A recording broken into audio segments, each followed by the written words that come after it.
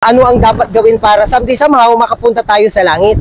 Well, actually po, I'm a Catholic, so I do believe na pagsunod sa 10 Commandments. Yeah. As a day po everyone, today's vlog po ay babahagi po namin ang aming journey ng aking mga anak sa aming pag-evangelize.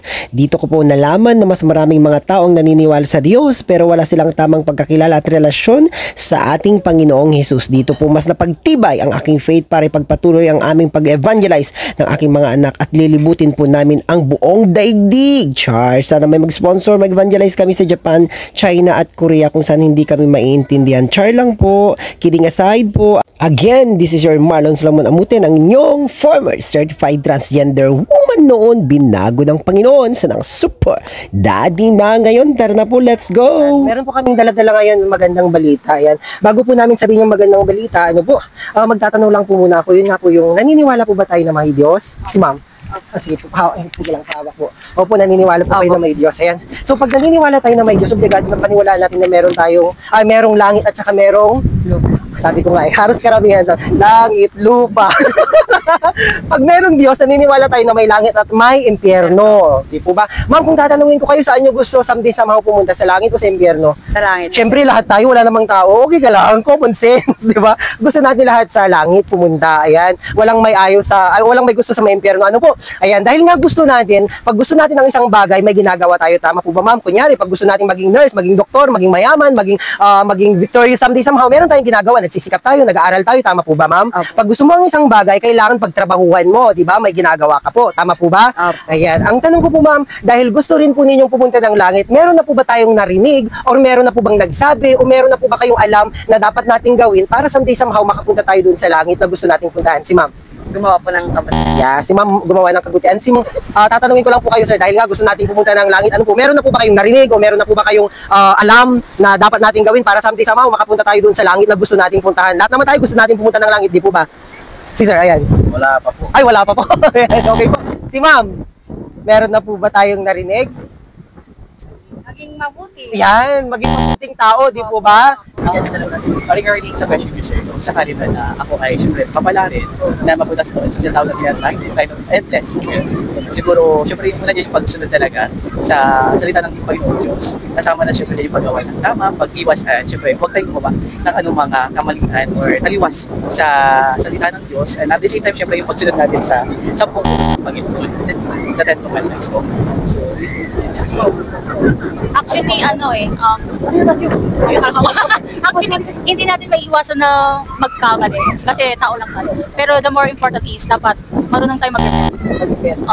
Si sir, sa paggawa ng kabutihan. paggawa ng kabutihan, si ma'am, okay lang po? Meron po ba? Okay. Yung mga magulang ko, siyempre, sila yung nagturo sa akin kung ano yung tama at mali, kung ano yung dapat gawin para makapunta ng langit. Yes, sir. Like, paggawa ng mabuti sa kapwa, Yes, tulong ayan. sa mga mahihirap. Pagtulong sa mahihirap, punta tayo ng langit. So, nung bata pa po kasi ako, active na po ako sa church. church, wow. So, yun. So, may mga catechist po na kung saan tinuturo po nila yung, ano ba yung pagiging mabuti, parang ganun po. So, yun. So, with that, kapag mabuti ka kasi kapag may mga nangangailangan, tumutulong ka. Diba? Andun po yung, diba, andun po yung idea na nagiging mabuti ka, which is, diba, pag ganun, Sa mata parang, ng Diyos, yes. sa mata ng Diyos rin. Opo. Pag mabuti kang tao, makakapunta ka Makakapunta ka sa langit. langit. Ayan si sir naman po. Ayan. Kayo po sir, ano po ang pagkakalam nyo sa pag gusto natin yung isang bagay, di ba? Meron tayong ginagawa. So meron na po bang nagsabi sa'yo, oy, ganito ang gawin mo pre, or ganito ang gawin mo anak, or meron po bang nagsabi sa atin, o meron na tayong sariling alam na dapat gawin para makapunta tayo dun sa langit na gusto natin puntahan? Oo, sa sariling pananaw na siguro po gumawa ng mabuti sa kapwa. Yun po. Po, I'm a Catholic, so I do believe na pagsunod sa 10 Commandments Yeah. and pag-accept kay Jesus Christ Ayan. as Savior. Pag-accept kay Jesus Christ as Savior. Amen. Pag-accept kay Lord Jesus bilang siyang ating Savior. Pero ang totoo, nakakagawa tayo ng mabuti. At the same time, nakakagawa tayo ng masama. Lahat ng tao kayang gumawa ng mabuti, pero aminin natin lahat tayo gumagawa ng masama. Dahil sa mata ng Diyos, gumagawa tayo ng mabuti, pero gumagawa rin tayo ng masama. Ano po? Which is hindi katanggap-tanggap yan sa ating Panginoon. Sabi po ng ating Panginoon sa Roma 6:23, sapagkat ang kabayaran ng kasalanan ay kamatayan. So lahat tayo mamamatay. Ano po? Pupunta tayo lahat ng impyerno. Akala po nagtuldok na doon ng ating Panginoon Jesus. Ngunit, ang libreng kaloob ng Diyos ay buhay na walang hanggan, nahahantong sa langit sa pamamagitan ng ating Panginoong Jesucristo. Di ba nung wala tayong tamang relasyon kay Lord, nakikita niyo yung cross? Di ba ako po, to be honest, nung nakikita ko yung cross, ang akala ko, ang symbolist ng cross, hindi na with the Father, the Son, the Holy Spirit, Amen. Yun lang. Pero sa likod pala nun, merong may ipakong Jesus. Ano po? Merong may ipakong Jesus doon. Ano po? Na pag kinilala mo siya, biniribir mo yan sa Diyos mo, Panginoon mo, tagapagligtas ng iyong buhay, lahat ng mga kasalanan mo magpapatawad at binibigyan ka ng karapatan para maging anak ng Diyos at yung buhay mo, someday somehow, pupunta doon sa langit na pinangako ng ating Panginoon. Yun pala yun. Ano po? Kailangan natin kilalanin ng ating Panginoong Diyos, ang ating Panginoong Jesus bilang siyang ating Panginoong Diyos, at tagapagligtas. Dahil sabi niya sa John 3:16, for God so loved the world that He gave His only begotten Son, that whoever believes in Him should not perish but have an eternal life. Sino ba yung Son? That is Jesus Christ. And ano ang sabi po ni Lord Jesus sa John 14:6? Sabihin mo po sa kanila, anak.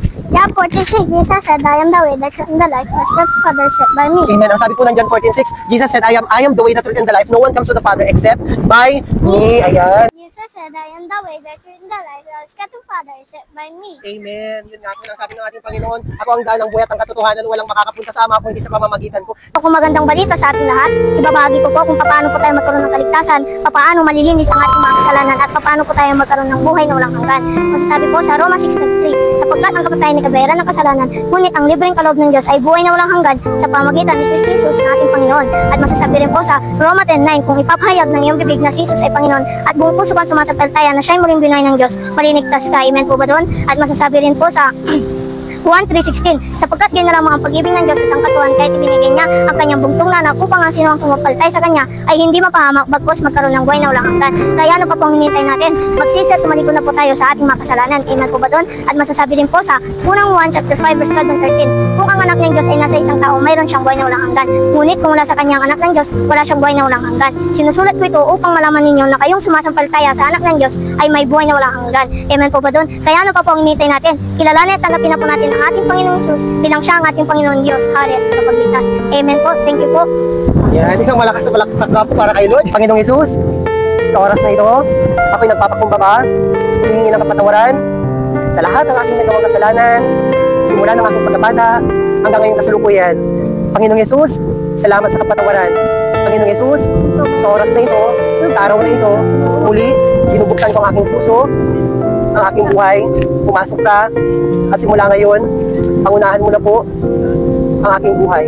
Panginoong Jesus, sa araw na ito, sulat mo po ang aking pangalan sa aklat ng buhay, at sa araw na ito, kinikilala kita bilang ikaw, ang aking Panginoon, Diyos, Hari at Tagapagligtas ng aking buhay. Ito ang aking panalangin, Ama, sa pangalan ni Jesus. Amen. God bless you. God bless you. Ayun, magtutulong na po.